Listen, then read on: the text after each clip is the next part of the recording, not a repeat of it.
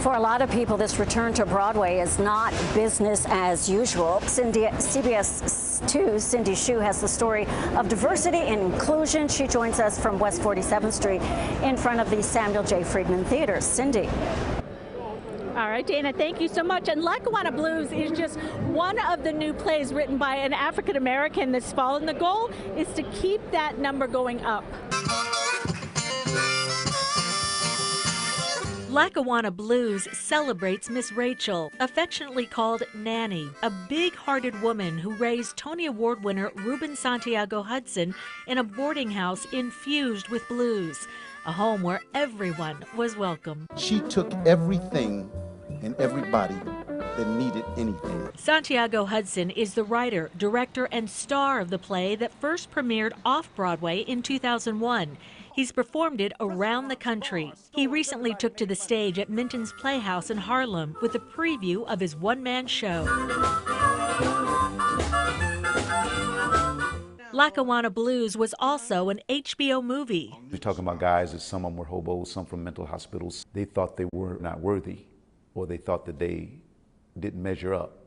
In Nanny's house, everybody measured up, and she made sure of that because she instilled that in you. We talked to Santiago Hudson about Broadway working to create a more inclusive and diverse environment, which he points out are two different things. Diversity is the way things look. Inclusion is an attitude, it's the way things happen. That means you have included my opinion, things that are important to me. He says this can't be a flash in the pan. If we're going to make a change, it has to be a change that lasts. It's a continuum of success in the African American, the Latino, the Asian. We need a continuum. The Broadway League is hoping Janine Scott will help implement that. She's just been hired as its first director of equity, diversity, and inclusion. This year is probably the most diverse year that we've had in all of Broadway, with the 7 shows that are opening that are produced or written by Black people. This is just the beginning. Scott says the Broadway League will expand programs such as Broadway Bridges, which is aimed at giving every New York City public high school student the chance to see a show before graduating. There are about 70% of the students identify as a people of color. If we don't expose them, if they don't see it, then they don't know that they too can be that on stage or behind the stage. Chicago is the longest-running American musical in Broadway history, and today returns with 3 Latino actors in principal roles.